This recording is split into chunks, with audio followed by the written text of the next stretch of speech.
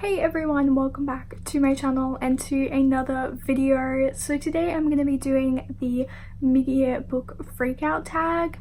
I'm not too sure who created this tag. I just saw Chandler Ainsley do it and I just really wanted to do it because I haven't really kind of talked about my favorites on this channel, like really, and I haven't done a tag before, so yeah, I wasn't tagged by anyone to do this. I'm just doing this because I want to, so yeah.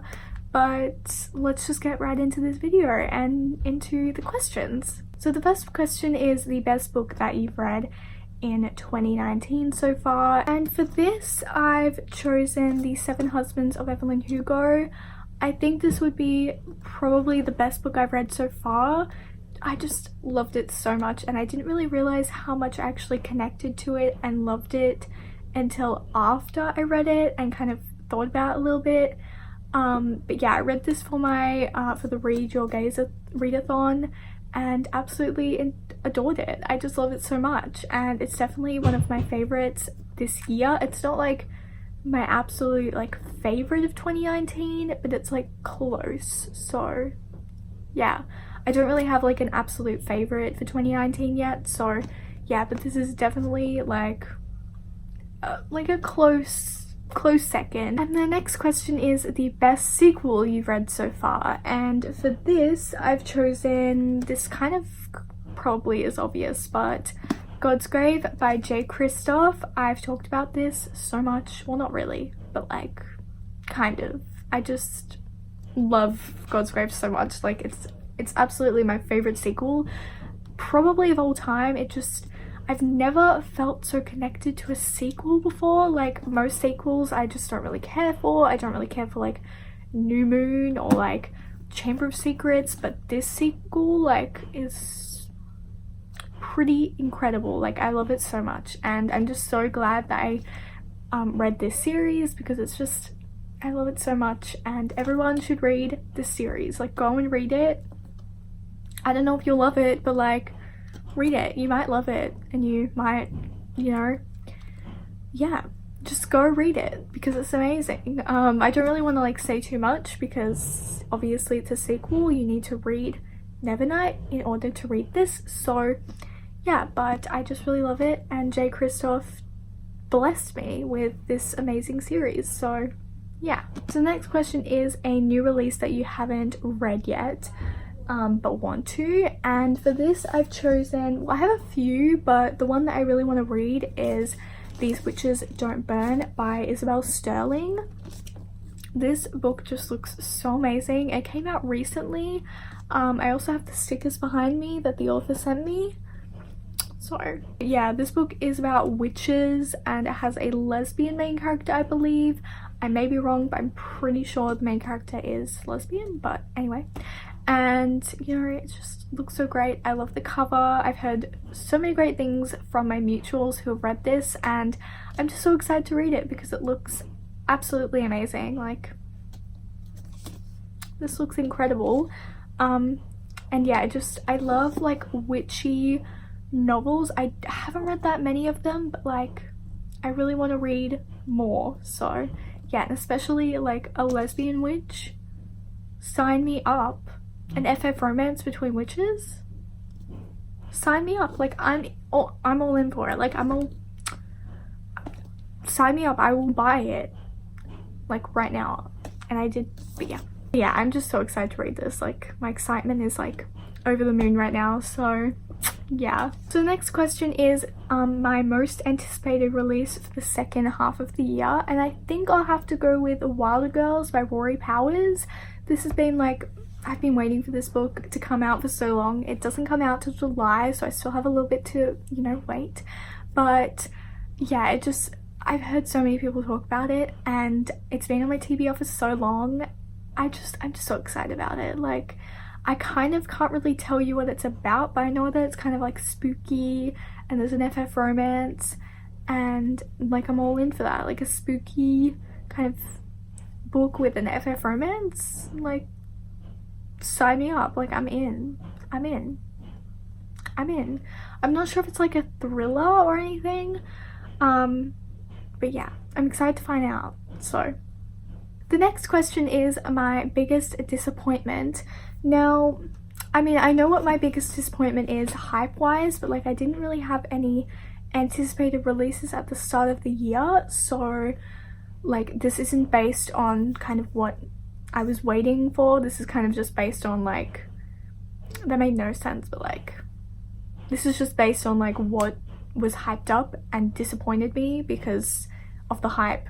The hype was like making it sound so good, but I was just disappointed about it because it didn't live up to the expectations that I had for it. And that book is Daisy Jones and the Six by Taylor Jenkins Reid. Yeah, I just didn't connect to this book as much as everyone else did, and I can see why people loved it so much, but that was kind of their reasons are kind of why I didn't like it as much. I didn't connect with the characters and I found them really flat and boring, and I just didn't care for the story that much. I read it on audio, which that was recommended by a lot of people, but still it didn't really happen for me, and I probably would have rated it lower if I read it physically because the format is just not something I'm used to and not something I'm interested in reading about. I just don't like the interview format. It's just not for me, and it just didn't make me connect to the story. I like more for like stories like Evelyn Hugo where they go like from the present to the past. I like that, but this kind of thing is just not my cup of tea. So yeah, that was kind of like the reasons it disappointed me were just my own personal like preferences. So yeah, it's a good book, it just I didn't connect to it and it disappointed me. So yeah. But the next question is my biggest surprise. Now, I don't know how to answer this because I don't think there's a lot of books that I actually read that were like a surprise because I kind of didn't go into them thinking I would hate them or anything. So I don't really have a book for this. Maybe like the Twilight series, because I went into that kind of being like, it's gonna be okay, like it's not gonna be like crazy good, but like I really ended up liking it. I mean, now I don't really like the author, so my opinions have changed, but yeah, when I read it I really enjoyed it and that was a surprise. So maybe the Twilight series, I'm not too sure. Anyway, yeah. Question 7 is my favorite new author. I don't know, maybe Ashley Herring Blake. She's not too new to me. I have been reading her books for like a few months now, but yeah, she's kind of my favorite, I guess. Maybe Jay Kristoff, even though, yeah, I don't know. I don't really have any new authors I've read recently that are my favorites. So yeah, and I haven't read a lot of Ashley Herring Blake's work. I've only read 3 of her books. So yeah, but I'm not really too sure on that one, but I'll probably say Ashley Herring Blake. Yeah, I'll say her because she's a really great author and I've connected to all her books. All her books have been 5-star reads for me, so that's telling you something. So yeah, I'll say Ashley Herring Blake. The next question is my newest fictional crush, and I'm gonna have to say Alex from Red, White and Royal Blue. I just love him so much. Oh my god, I just immediately reading, like, he's just so funny, and just his dialogue and like his relationship with Henry, like I love him so much. Like, he's a baby, like he's baby, like I love him. And yeah, and also he's a bisexual legend, like I love that for him. So I have to go with Alex. Yeah, I'll go with him. Then going with this is my newest favorite character, and I think I'm gonna say Evelyn Hugo because I'm not gonna repeat myself by saying Alex because it's probably more Evelyn. Yeah, I know I already said Evelyn Hugo, but like she is my newest favorite character. Like I love her so much, and yeah, I just connect to her just so deeply, and I loved her. Like, even though she is kind of a morally grey character and she kind of does some questionable things, it's kind of like it makes you love her more. I don't know if that makes any sense, but like her good definitely outweighs the bad, I think. I think there's a few things that she kind of could have done differently, but I know that she knew that, like she knows that she could have done some stuff differently, so I'm not gonna like be like, yeah. And I know that she doesn't really regret anything, so yeah, I would probably go with Evelyn, just because she's just an amazing character and just so well written. Like, I love that. So yeah. And this question is a tough one. It's books that made you cry, and I actually don't have any books for this one.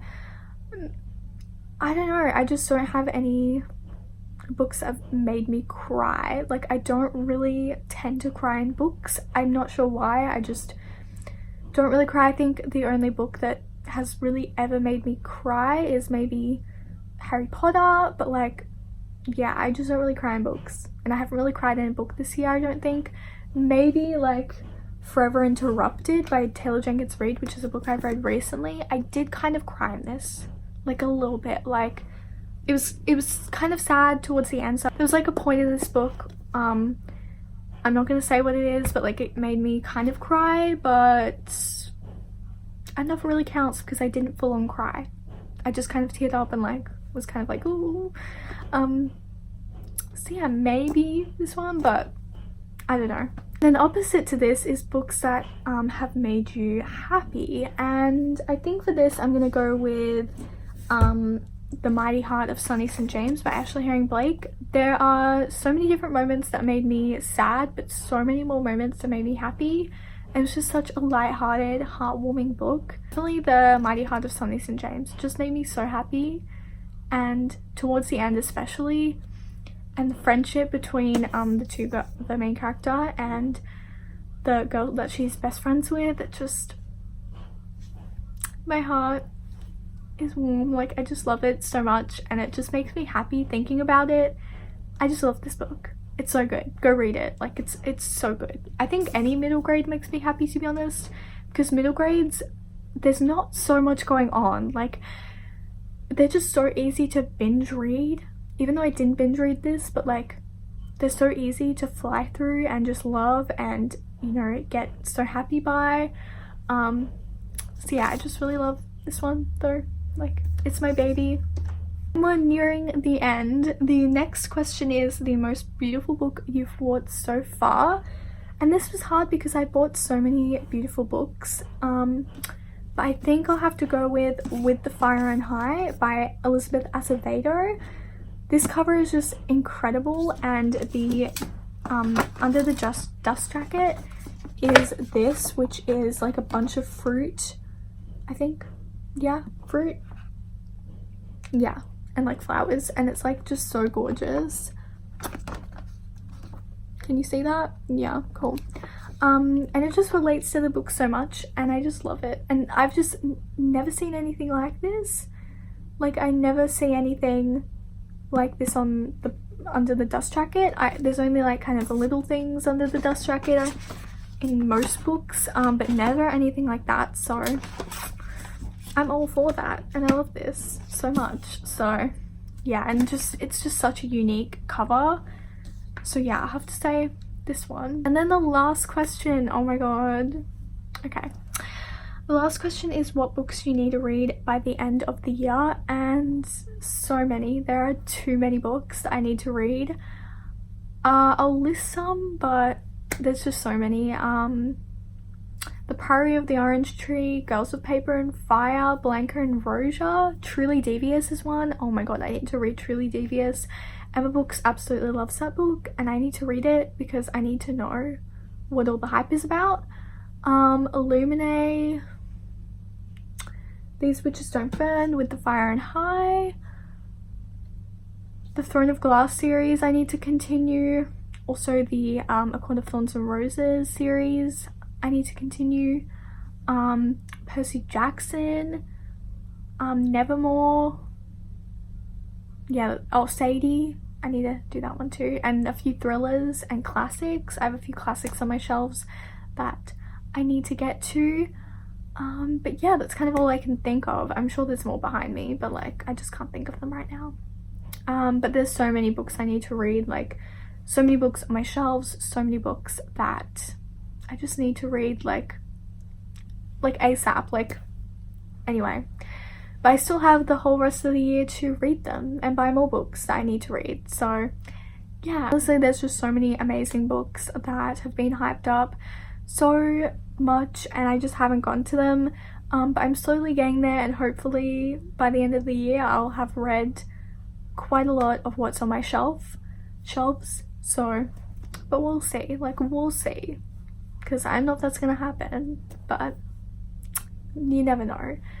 But yeah, that's the mid-year book freakout tag. I've never really done a tag, so I'm not sure if I did good or not. But yeah, I think I'm going to tag Mia from Mia Rose Reads for this tag. So yeah, I'm gonna tag her, and also anyone who wants to do this, because I did this even though no one tagged me, because I don't really care. Like, you can do whatever tag you want, like you don't need anyone to tag you. So yeah, but that's the freakout tag. So yeah, let me know what books you've read, like what your favorite book so far is in 2019. I would love to know. But yeah, I hope you guys enjoyed this video and, you know, found some books that maybe you might want to read this year. I'm not sure. I don't know, I feel like I have some good recommendations for books. But yeah, so yeah, I hope you all have a lovely day or night, and I'll see you all in my next video. Bye!